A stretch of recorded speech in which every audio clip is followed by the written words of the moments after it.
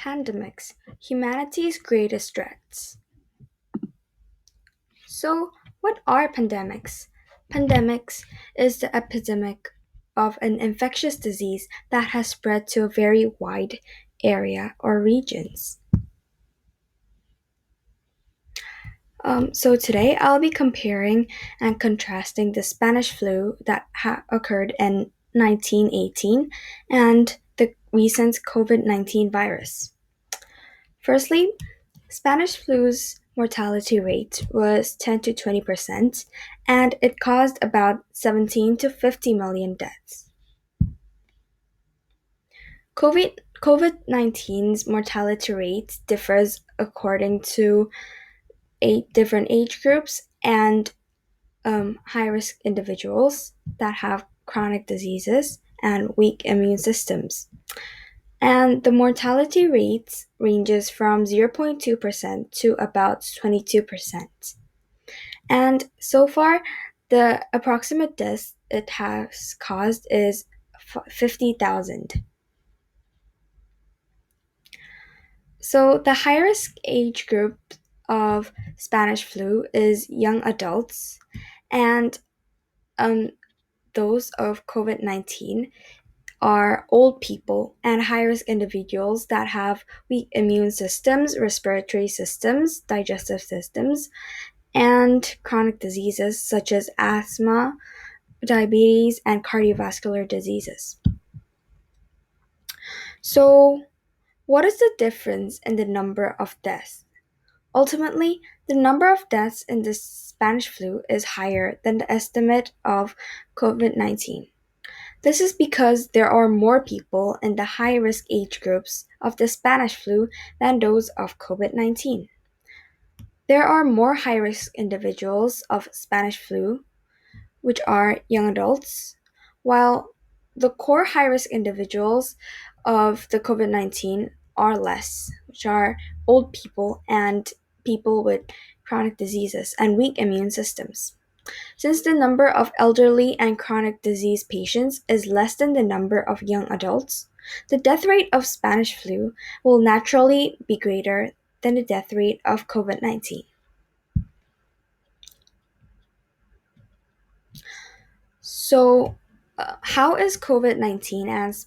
COVID-19 and Spanish flu passed on to other patients? So, these viruses are infected through close contact with infectees and as well as transmission through the air and droplets conveying bacteria, such as by sneezing or coughing. So, some major respiratory illnesses these two viruses can cause include coughing, fever, sore throat, and the shortness of breath. Some constitutional illnesses these diseases cause include muscle pain, diarrhea, and headaches.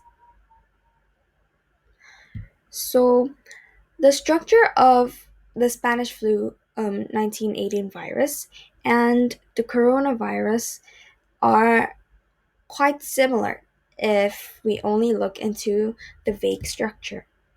So, firstly, there are proteins such as hemagglutinin and neuraminidase surrounding the envelope, which is covered by the con- capsid, which has RNA and other genetic material inside. Oh, and the two viruses are both RNA viruses, therefore there are RNA proteins inside the capsid. How can we apply exponential technology to these kind of epidemics? There are several ways and methods exponential technology can be beneficial to epidemiology. Firstly, exponential technology can be flexibly used to effectively treat pandemics and epidemics like the Spanish flu and COVID 19. Firstly, infection simulation apps can be used to predict the area and rate of infection of COVID 19. By considering factors such as the weather and geography, such simulators can be programmed systematically.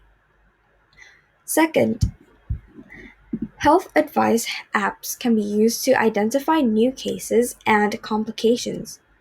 By connecting medical experts and epidemiologists with users of the apps, these apps can act as online medical treatment and online hospitals in epidemics where countries have posed lockdowns and social distancing that are mandatory.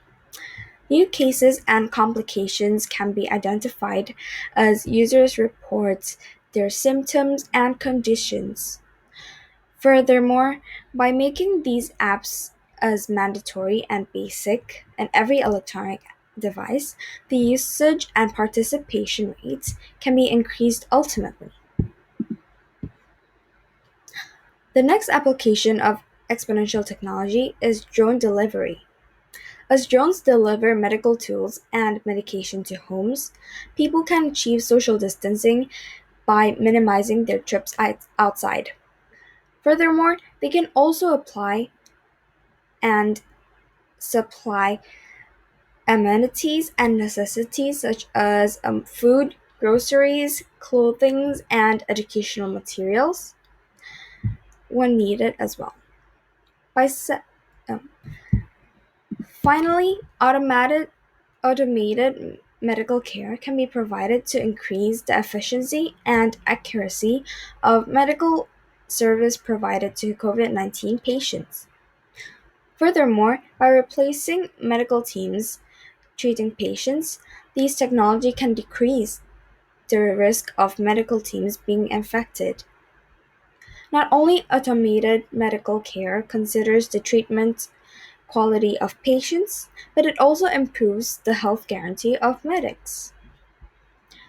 I think that exponential technology poses win-win solutions to various problems that epidemics cause. By continuously developing these technology and investing on epidemiology, humanity will be able to overcome epidemics like the COVID-19 quicker and faster. Thank you.